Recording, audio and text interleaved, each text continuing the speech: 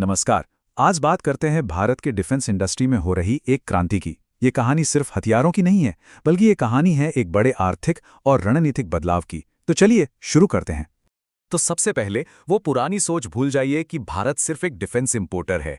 ये तस्वीर अब बहुत तेजी से बदल रही है।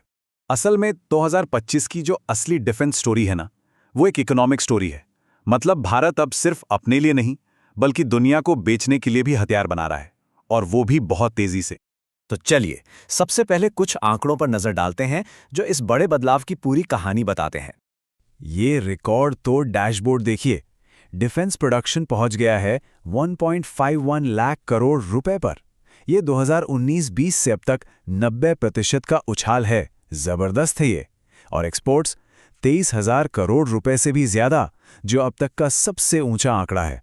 और टारगेट 2029 तक 50,000 करोड़ का है। तो ये सिर्फ नंबर्स नहीं हैं, ये एक बहुत बड़े शिफ्ट का इशारा कर रहे हैं। अब इसमें सबसे दिलचस्प बात पता है क्या है? कि ये ग्रोथ आ कहां से रही है। प्राइवेट सेक्टर अब कुल प्रोडक्शन का 23% हिस्सा बना रहा है, और ये आंकड़ा लगातार बढ़ भी रहा है। असल में कई लोग मानते हैं कि यही वो असली रिफॉर्म है जो इस पूरे इंजन को चला रहा है। तो ये नंबर्स तो हमें बता रहे हैं कि क्या हो रहा है, पर सवाल ये है कि कैसे हो रहा है। चलिए इन आंकड़ों के पीछे की स्ट्रैटेजी को समझते हैं। देखिए, असली कहानी बड़े बड़े ऑर्डर नंबर्स में नहीं है, वो तो बस सतह पर है। असली गेम चेंजर तो प्रोडक्शन लाइन की स्ट्रैटेजी है। मतलब जो मैन्युफैक्चरिंग कैपेसिटी तैयार की जा रही है, वो है असली चीज। मिसाल के तौर पर तेजस फाइटर जेट को लेते हैं। HAL ने सिर्फ 2 साल के अंदर नासिक में तीसरी प्रोडक्शन लाइन शुरू कर दी। अब हर लाइन साल में 8 जेट बनाती है, यानी कुल कैपेसिटी हो गई 24 जेट सालाना। अब यहां पर जो सबसे जरूरी बात है वो ये कि ये कैपेसिटी सिर्फ हमारी अपनी एयरफोर्स के लिए नहीं है। यही वो स्केल है जो भारत को फाइटर जेट्स का एक ग्लोबल एक्सपोर्टर बनने की ताकत देता है। और अगर भविष्य की बात करें तो सामने आता है AMCA प्रोजेक्ट, यानी एडवांस्ड मीडियम कॉम्बैट एयरक्राफ्ट। ये प्रोजेक्ट प्राइवेट कंपनियों और स्टार्टअप्स के लिए भी दरवाजे खोल रहा है। लेकिन इसका जो असली मकसद है ना, वो और भी बड़ा है। एक तरह का भारतीय F-35 कंसोर्टियम बनाना। इसका मतलब ये हुआ कि हजारों छोटी बड़ी कंपनियां, MSMEs, इस मेगा स्टेल्थ जेट प्रोजेक्ट का हिस्सा बनेंगी। एक पूरा इकोसिस्टम तैयार होगा।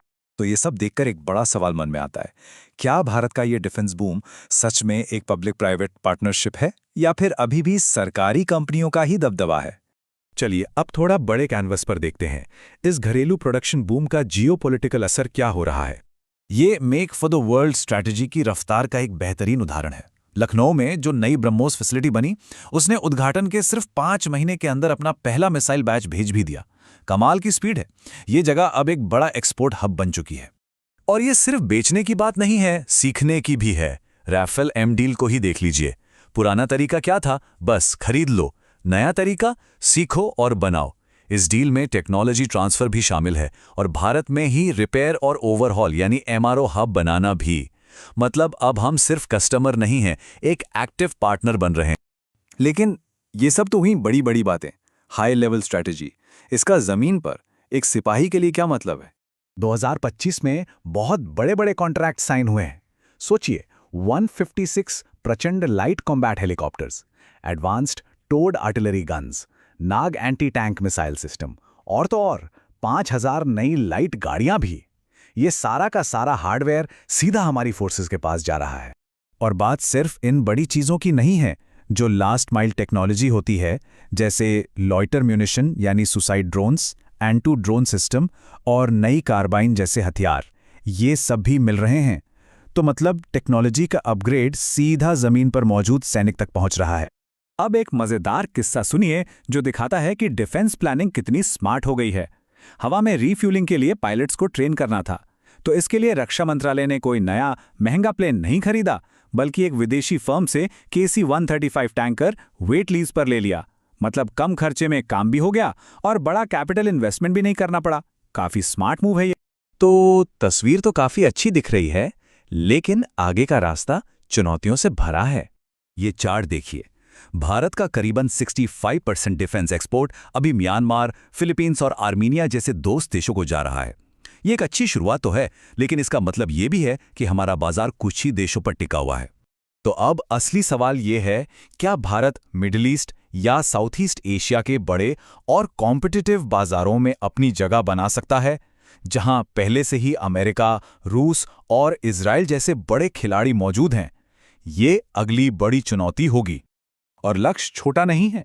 2029 तक 3 लाख करोड़ रुपए की डिफेंस मैन्युफैक्चरिंग इकोनॉमी बनाने का टारगेट है। और एक बात साफ है, ये सिर्फ हमारी सुरक्षा का सवाल नहीं है, ये नौकरियों का, टेक्नोलॉजी का और दुनिया में हमारे बढ़ते असर का सवाल है। आत्मनिर्भरता का ये इंजन अब सही में रफ्तार पकड़ रहा है।